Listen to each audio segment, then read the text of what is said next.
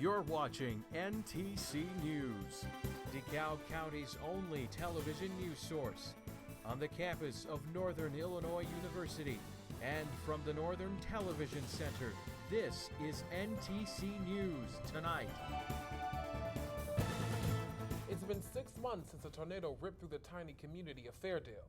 Good evening, I'm Darius Parker. And I'm Chris Larsen.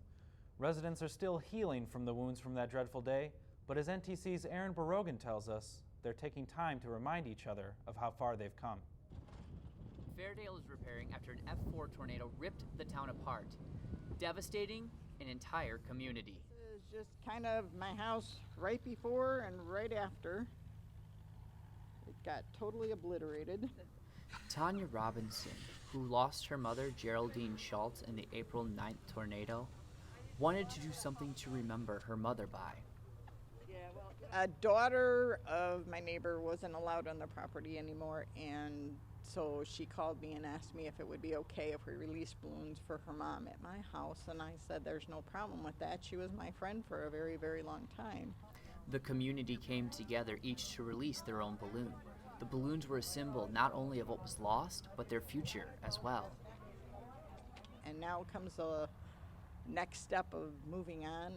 10 minutes before releasing the balloons, Tanya Mazzarelli, pastor of Rockford's Westminster Presbyterian Church, prayed for what was lost and God's grace in making new lives. Then those who had gathered shared together in the Lord's Prayer, led by Mazzarelli. After that, the floor opened up to members of the community who took turns, sharing their thoughts about what they had been through and reaching out to offer help to those who needed it. At 7:13, the same time the tornado hit, those who had gathered in one lot spread out to where they had lost so much and let their balloons fly away. For NTC News in Fairdale, I'm Aaron Barogan. 2 people died in that April tornado. What has changed is that Fairdale is now getting a tornado siren installed. And over in Sycamore, they're getting some new trees. Every year, Sycamore cuts down a couple hundred trees because of disease and damage. So again, this year, the village is giving away trees to encourage people to plant new ones. If you're interested in putting in new trees, you can go to the city clerk to register for planting. But you better hurry, because the fall tree planting program ends tomorrow. The 8 different kinds of trees come from local growers and will be planted in late October and November. So we're a Tree City USA, have been for 8 years, but we were in the tree business program with the cost sharing with our residents for over 30 years. Cool, cool. And where, you said the funds, as funds allow, where do you get the funds for the program? Trees aren't the only changes happening in Sycamore. The Sycamore Park District plans to use a grant for natural area restoration work at Sycamore Community Park. The $40,000 is from DeKalb County Community Foundation. The project will focus on the area where Route 64 crosses the Kishwaukee River. It will target erosion, protect the watershed, and save money. A safe river, new trees, and now the city of Sycamore might be getting a little bigger. The city council is thinking about going ahead with a 300-acre annexation. They're meeting next week. The city's planning commission is recommending the annexing 6 pieces of land northwest of Sycamore. The land will be zoned rural residential. That will limit the number of homes to 1 for every 3 acres. The property will still have to use private wells and septic. People are pumpkin crazy this time of year, from making jack-o'-lanterns to our lattes, but the pumpkin overload may affect the holidays. There's a statewide uncertainty on whether we will have enough canned pumpkin to cover Thanksgiving and Christmas. Halloween and early fall season will see no shortage of pumpkins. If pumpkins continue to be popular, the familiar pumpkin pie might be missing from your table. Pumpkins aren't the only thing in short supply. Add haunted houses. NTC's Darwin Minnis fills us in on why one local Halloween tradition is missing this season.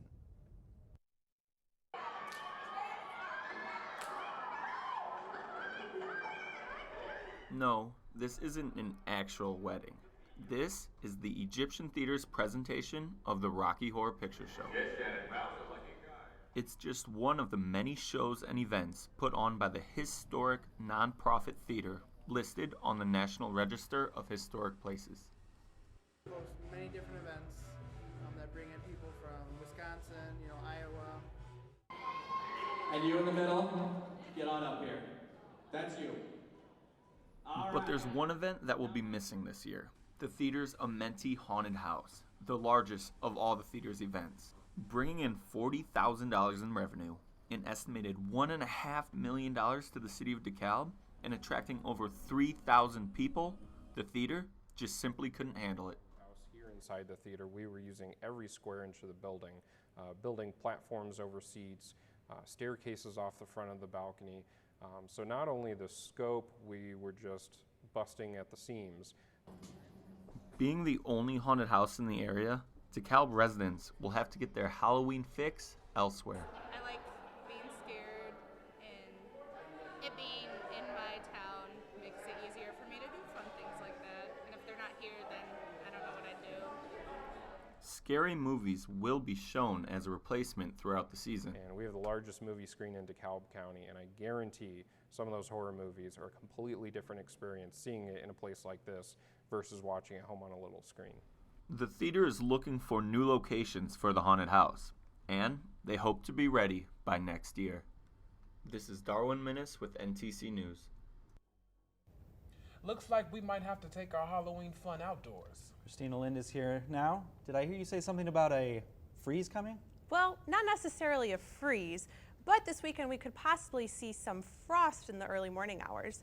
But let's take a look at tomorrow's forecast. We will see temperatures in the mid to upper 60s with sunny skies. With more on weather, stay tuned. You're watching NTC News Tonight. How can I help my daughter with her reading? Searching for help with Dachshund Reading. How can I help my daughter with her reading? Information on hot water heating. No. Sarah's bright, but when she's reading, she has trouble sounding out the words. World music, playing track now. No. Let me try. Our daughter gets confused about which details in a story are important. Which paper towels are most absorbent? What? Here are 5 product reviews. Why are you not getting me? See, I told you. Wait, I was trying to show you how Sarah feels every day. Frustrating, isn't it? Redirecting to understood.org. For the 1 in 5 kids with learning and attention issues, this is what life can feel like. Explore understood.org, a free online resource about learning and attention issues, designed to help your child thrive in school and in life. Understood.org, because understanding is everything.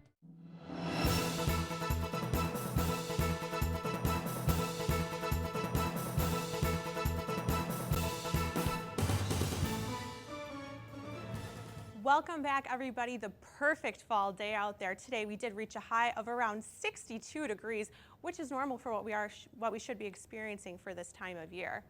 Let's go ahead and take a look outside. We can see the awesome Student Center.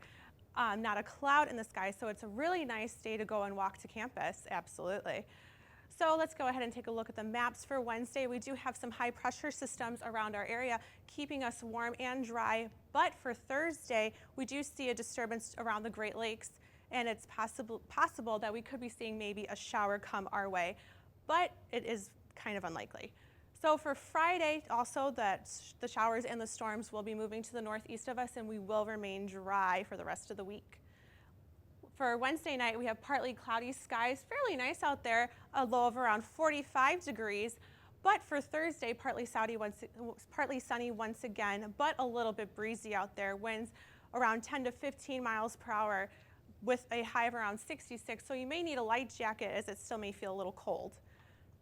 For Thursday night, partly cloudy skies once again, a little bit chilly, a low of around 41 degrees. Let's go ahead and check out that 5-day forecast. From Thursday into Friday, those temperatures will be dropping, but I did want to focus on these lows over here, 31 and 32. We will be dancing around those freezing temperatures, which once again will bring us frost outside. But for Sunday and for Monday, those temperatures will be rising once again. That's it for weather. Now let's send it back to the desk.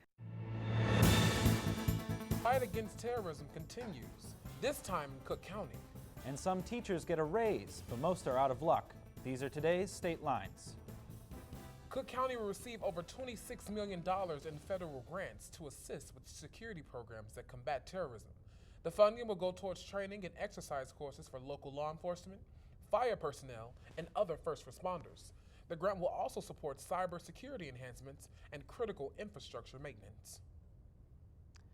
Many pay raises at the University of Illinois may be on hold, but the Urbana campus gave out almost $2 million worth to 210 professors and administrators this year. That number is a fraction of the nearly 5,000 raises listed a year ago. U of I put all raises on hold in July because of the state budget crisis. Teachers in McHenry have approved an agreement with the school district to end an 8-day strike. Members of the High School Educators Association ratified the contract after reaching a tentative agreement over the weekend. Governor Bruce Rauner says he wants to auction off the Thompson Center in Chicago. The auction could mean the 16-story building will be demolished. The Thompson Center has a buildup of maintenance projects costing roughly $100 million. Rauner wants to move the estimated 2,200 downtown employees and put the building up for sale within a year. And those are today's state lines. Democrats squared off at last night's presidential debate. And a bizarre fire in the Halloween section of a California Walmart. Today's World Watch takes us across the U.S. Candidates had a chance to draw firm lines on the issues during the first Democratic debate last night. The candidates gave their views on many issues, such as Wall Street and campaign finance reform. One of the few divisive issues on stage was the candidates' stances on gun control. National Transportation Safety Board investigators are expected today in Palm Beach County, Florida. They will try to find out what caused a small plane to crash into a mobile home park Tuesday night. At least one person was killed.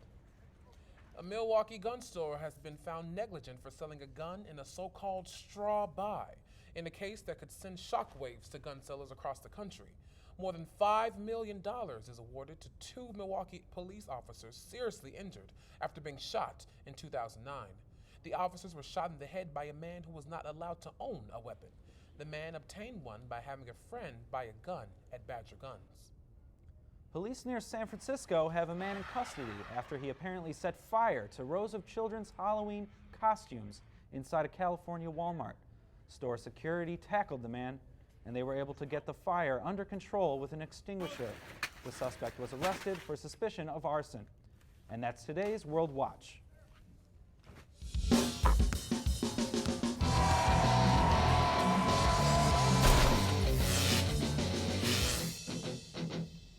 Welcome to NTC Sports. I'm Emily Beebe. Well, the Cubbies move on to the second round of the playoffs after they beat the Cards for the third time in the NLDS last night. Let's take a look at how that game played out. Stephen Piscotty at the plate, he hits a 2-run home run off of Jason Hamill. That makes it 2-zip Cards in the top of the first. Bottom of the second, Javier Baez with the 3-run home run to right off of John Lackey. The Cards are down to their final out of the game. Piscotty at the plate, Hector Rondon strikes him out, and the Cubs advance to the NLCS for their first time since 2003. Moving over to the Dodgers-Mets game, the Dodgers win last night, tied the series 2-2. Let's check it out. 1-0 Dodgers at the top of the third. Justin Turner lines one into the corner and left for a double, and Howie Kendrick and Adrian Gonzalez score on the play. 3-0 Dodgers, bottom of the fourth. Clayton Kershaw pitches one to Daniel Murphy, and he goes deep to right for the solo home run. Mets are down to their final at bat. That's 1 out. That's 2 outs, and it's Lucas Duda. He flies 1 out to center for the final out. That sends the series to a deciding Game 5 back in Los Angeles on Thursday. Staying in the MLB, this bomb from Kyle Schwarber takes the play of the day. Schwarber at bat in the bottom of the seventh. That's a solo home run to right field. He makes that look way too easy. That homer gave the Cubs some insurance in the seventh, and it gave us today's play of the day. That's it for sports. Ryan Mack will have more for you this same time Monday. If you drive buzzed, it could cost you around $10,000. You'll face major legal fees, major fines, and steep insurance penalties. You could lose everything. buzzed, busted, and broke. Because buzz driving is drunk driving. Imagine if the President of the United States came to your wedding. You might hurdle a few Secret Service agents to meet him. Well, that happened to one lucky bride. Over the weekend, President Obama was playing golf at Torrey Pines Golf Course in San Diego. A young couple about to get married at the nearby lodge were kept inside while their guests stayed outdoors. The president greeted the wedding guest on the lawn, and the bride sprang into action. She sprinted outside for a chance to meet the president. Their wedding photographers captured this once-in-a-lifetime moment. Well, they say a picture is worth 1,000 words. And that's a picture you're going to want to keep if you want your friends to believe you. NTC News Tonight is produced and directed by students here at Northern Illinois University. We want to thank you all for being with us. Enjoy the rest of your evening. We'll be back on Monday. Goodbye, everyone.